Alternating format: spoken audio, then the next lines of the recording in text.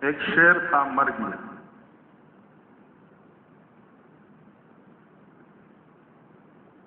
بالکل چھوٹا سا بچہ تھا، وہ اکیلا رہ گیا، نہ شیر نہ شیرنی۔ اب یہ باقی جانوروں کے ساتھ زندگی گزارنے لگا، بالکل ہی ابتدائی دنوں کا۔ تو انہی جانوروں میں زندگی گزارتے گزارتے اسی مزاج، اسی ماحول کو اپنا لیا، جسے گدھا زندگی گزارتا تھا ویسے وہ بھی گزار رہا۔ ایک دن ایک بندر نے پہچان لیا، کہانی تو بچوں کی ہے لیکن عبرت کے لیے کافی ہے۔ یہ تو شیر، یہ تو بادشاہ کا بیٹا، یہ عام جانور نہیں ہے، یہ تو جنگل کے بادشاہ کا بیٹا۔ اسے سمجھانے لگا، تو بادشاہ کا بیٹا ہے؟ اور اس نے کہا چھوڑ، میں تو انہیں جانوروں میں پلا ہوں، انہیں میں رہتا ہوں، بس ان جیسا ہوں۔ اس سے بات سمجھنا ہے۔ ایک دن بندر اس سے طریقے سے دریا کے کنارے پہ لے گیا، اس نے جب پانی میں جھانکا، اس نے جب اب یہ کچھ جوانی کے قریب پہنچ چکا تھا، یعنی اس کا قد و قامت، اس کی شکل و صورت ایک شیر جیسی دکھائی دیتی تھی۔ اس نے جب پانی میں دیکھا تو اسے اپنا چہرہ نظر آیا، تو اپنے چہرے کو دیکھ کے اسے اپنے باپ کا چہرہ اس کے ذہن میں آ گیا، یار میرا باپ اسی طرح تھا۔ جب باپ کا چہرہ ذہن میں آیا تو اس نے اس جیسی آواز نکالنے کی ٹرائی کی، شیر کی آواز نکلی، تھا تو شیر۔ اب جب اسے اپنے آپ کا پتہ چلا تو اب اس میں جو صلاحیتیں تھی وہ ابھرنے لگی، ان میں نکھار آنے لگا۔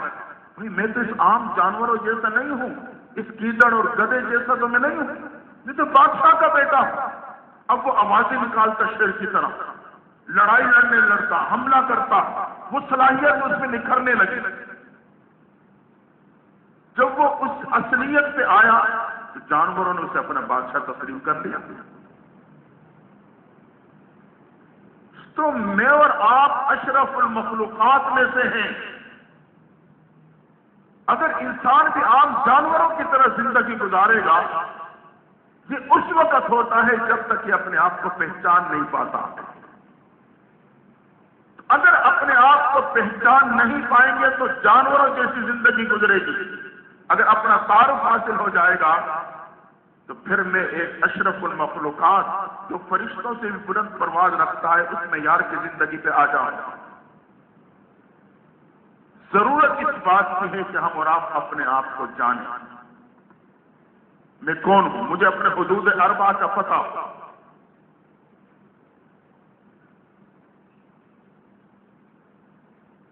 میں اللہ کے احکامات کا پابند، محبوب پیغمبر کا امتی، ان کے شریعت کا پابند،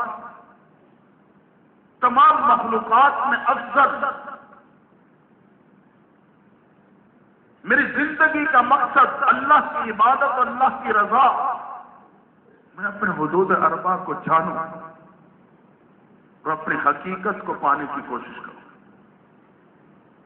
آج حقیقت یہ ہے کہ ہم اور آپ اپنے آپ سے جاہل ہیں۔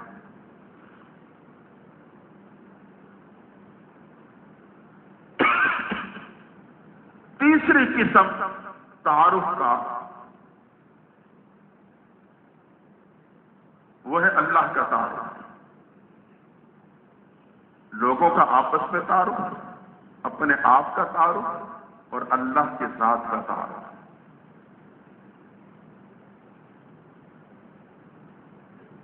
اللہ کے ذات کا تعارف یہ انتہائی سلوک ہے، یہ تصور سلوک کی انتہا ہے۔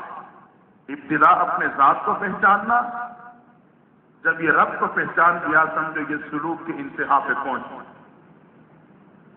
تو یہ ساری پیری مریدی تصور سلوک کی محنت بنیادی طور پہ اپنے آپ کو جان کر رب کی معرفت کو حاصل کرنا ہے، بس یہ ہے اس کا خلاصہ۔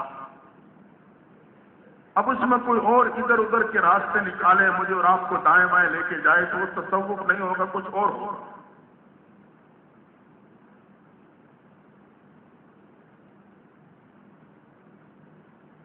تو تیسری قسم تعارف کی وہ ہے اللہ کی ذات کا تعارف جو انتہائی سلوک ہے، تصوف کی انتہا۔ من عرف نفسہ فقد عرف ربہ۔ ابتدا کروں گا تو انتہا پہ پہنچ جاؤں گا۔ جس نے اپنے آپ کو پہچانا اس نے اپنے رب کو پہچان لیا۔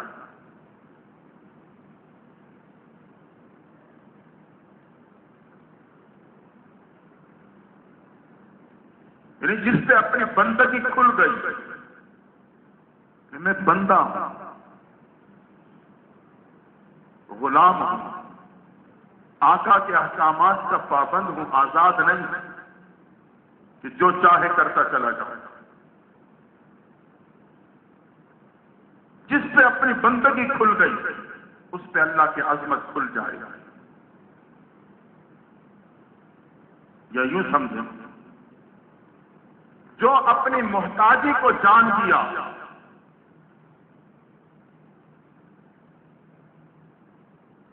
وہ اللہ کی غنا کو جان جائے گا کہ اللہ بڑا غنی ہے۔ اور جس نے اپنی عاجزی کو پہچان لیا وہ اللہ کی کبریائی کو پہچان لے گا۔ ابتدا اپنے ذات سے کروں گا، انتہا اللہ کی ذات سے ہو جائے گا۔ آج میری نگاہیں دوسروں پہ جمی رہتی ہیں، اپنی طرف تو میں دیکھتا ہی نہیں، تو میں اپنے آپ کو پہچانوں گا کیسے؟ آج تو مسلمان کا معاشرہ ہے کہ آنکھیں کھلی ہیں، دوسروں کے چہروں پہ جمی ہے۔ میری زندگی کے ہر لمحہ دوسروں کے بارے میں، وہ یوں وہ ویسا وہ ویسا، وہ فلاں وہ فلاں وہ فلاں، دوسروں کی کمزوریاں تلاش کر کے میری زبان بیان کرتے ہوئے تھکتی نہیں۔ تو ضرورت اس بات کی ہے کہ ہماری نگاہیں جھک جائیں، اپنے آپ کو دیکھوں، من کی کھڑکی کھولوں، اپنی حقیقت میں جھانکوں، اپنے آپ کو پہچانوں۔ یہاں سے ابتدا ہوگی تصوف و سلوک کی، اور چلتے چلتے رب کی معرفت پا جاؤں گا، میں گویا کہ اپنے مقصد میں کامیاب ہو جاؤں گا۔ یہ مجلس ذکر اس بنیاد سے قائم کی جاتی ہے، وہ نگاہیں جو اٹھی رہتی ہیں، دوسروں کے چہروں پہ جمی رہتی ہیں، کہ میرے رات کو وہ نگاہیں جھک جائیں اور میں اپنے آپ کو دیکھنے لگ جاؤں۔ حضرت آدم نے اپنے آپ کو دیکھا تو فکر مند ہوئے نا۔ میں اپنے آپ کو دیکھوں گا، اپنی کمزوریاں سامنے آئیں گی تو میں اصلاح کی فکر کروں گا۔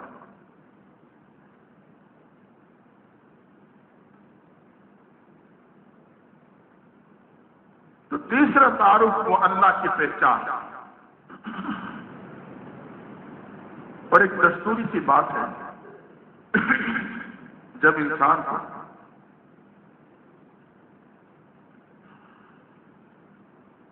کسی چیز کی پہچان حاصل ہو جائے تو اس بنیاد پہ اس کی قدر بھی اس کے دل میں آ جاتی ہے،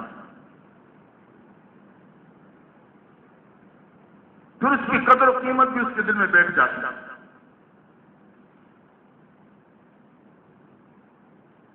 ایک تقسیم ہند کے موقع پر ایک خاندان پاکستان آتے ہوئے بارڈر پہ حالات کا شکار ہوا، منتشر ہو گیا۔ اس میں ایک نوجوان تھا، باہمت تھا، کوئی محنت مزدوری شروع کر دی، آہستہ آہستہ آہستہ آہستہ اپنا کاروبار پھر چلا۔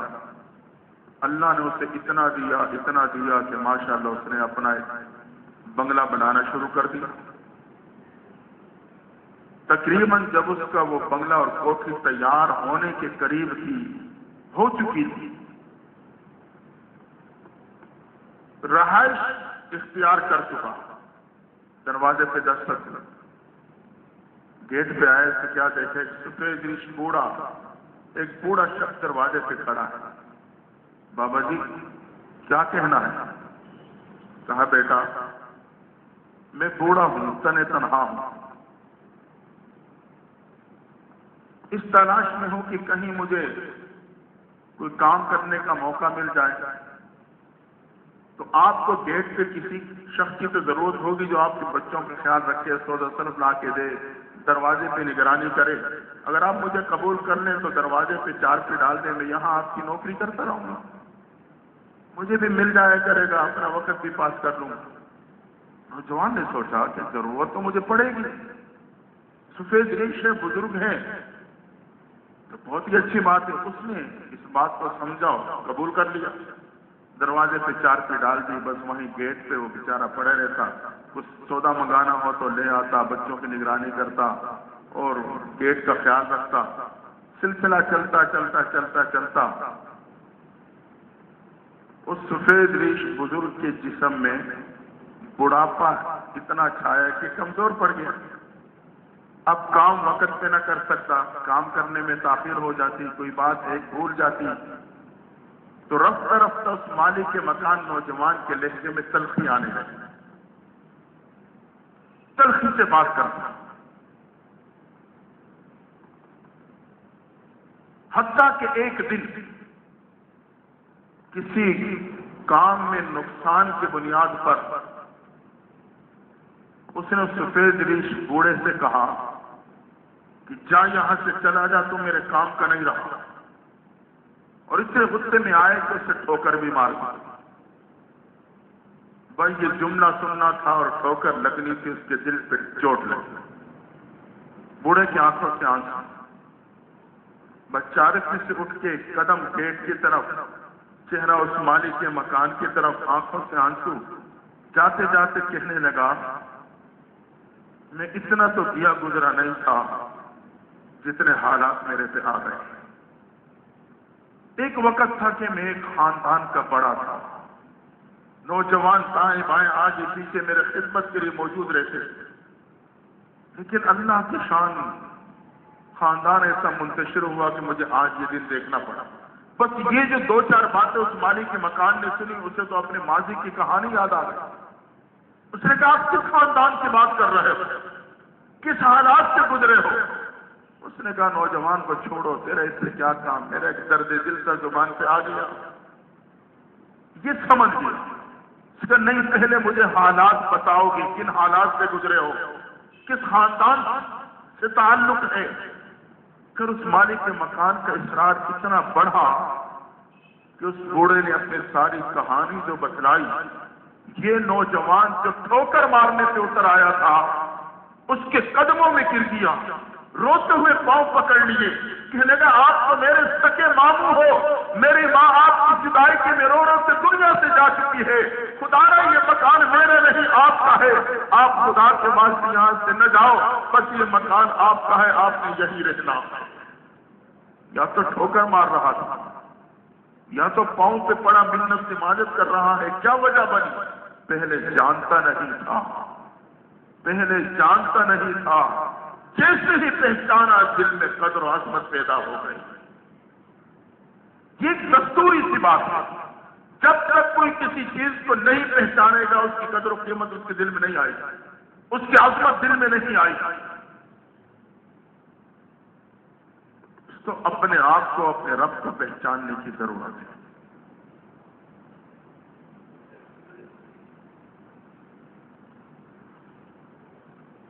ایک سرجن دماغ کا آپریشن کرتا تھا، بڑا ماہر، فیس بڑی بھاری فیس لیتا تھا، عام آدمی کی تو پہنچ بھی نہیں تھی۔ ایک دن ایک مریض لایا گیا، کچھ لوگ دوڑتے ہوئے اس کے دفتر میں، ڈاکٹر صاحب مریض ہے بہت ہی نازک حالت میں، آپ مہربانی کریں جلدی سے چیک کریں۔ اس نے کہا پہلے فیس رکھو۔ ڈاکٹر صاحب مہربانی کریں، تو لاوارث روڈ پہ ایکسیڈنٹ ہوا ہے، اٹھا کے لائیں، سر کی چوٹ ہے، مہربانی کریں اسے چیک تو کریں۔ ڈاکٹر صاحب تو فیس رکھو گے تو پھر چیک کروں گا۔ وہ منت سی ماجت، یہ اپنی فیس کی بات، اتنے میں گھر سے فون آ گیا کہ مجھے اطلاع ملی کہ ہمارے بیٹے کا ایکسیڈنٹ ہو گیا، پریشان ہو۔ اب جو دوڑا دائیں بائیں ادھر ادھر مختصری کے پتہ چلا، اتنے میں آدھا گھنٹہ گزر چکا تھا، یہ جو مریض لایا گیا یہ اس کا بیٹا، اب دوست ہوئی جو مریض کے پاس چیک کرنے گیا، چہرے سے کپڑا ہٹایا اور وہ بیٹا دنیا سے رخصت ہو چکا تھا۔ اب بیٹا خون کے آنسو رو رہا ہے، بیٹھا ہے خون کے آنسو رو رہا ہے، کاش کہ میں اپنا سارا سرمایہ لگا دیتا لیکن بیٹے کو تو بچا لیتا۔ کیوں ہوا؟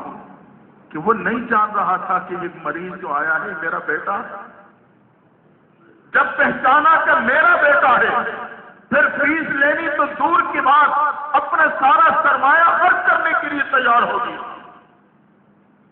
جب تک انسان کسی کو جانتا نہیں اس وقت تک اس کی اہمیت دل میں آتی نہیں۔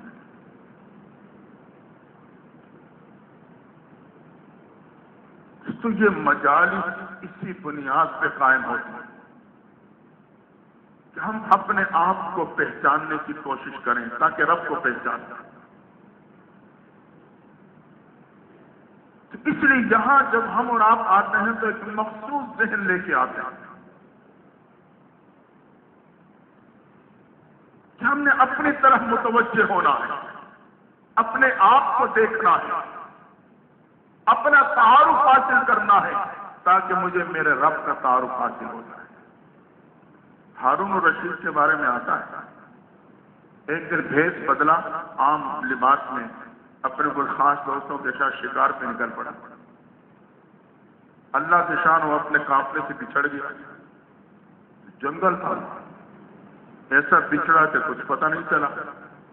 اب پیاس کی شدت ہے، پانی بھی نہیں، ایک جھونپڑی دیکھی، جھونپڑی کے پاس پہنچا، کہنے لگا ایک بڑھیا اماں تھی، ایک نوجوان بچی تھی، مجھے پانی اگر ہے تو پانی پلا دے۔ کہتے ہیں وہ جو نوجوان بچی تھی وہ سمجھدار تھا، اس نے جب اس مسافر کو دیکھا، اس کے قد و کاٹ کو، قد و فال کو، وہ پہچان گئی یہ کوئی عام شخص نہیں، یہ امیر المومنین ہے، یہ بادشاہ ہے۔ اس نے پانی کے بجائے انگور کا رس نکالا، یہ دیکھ رہا تھا، انگور کا رس نکال کے پھر اسے کپڑے میں چھانا، چھان کے گلاس کو پلیٹ میں رکھا، بڑے اکرام اور احترام کے ساتھ پیش کیا۔ ہارون رشید کو بڑا تعجب ہوا، میں تو بھٹکا ہوا انسان تھا، یہاں پہنچا، پانی مانگا، اس نے اتنے اعزاز اور اکرام کے ساتھ، اتنے اہتمام کے ساتھ انار کا جوس وہ بھی چھان کے۔ تو پوچھنے لگا آپ نے یہ اہتمام کیوں کیا؟ انار کا جوس نکالا، پھر کپڑے سے بھی چھانا۔ اس نے کہا وقت کے بادشاہ، میں نے چھانا اس لیے کہ کوئی تیلا بیچ میں نہ آ جائے اور آپ کے منہ میں کوئی تیلا نہ چلا جائے۔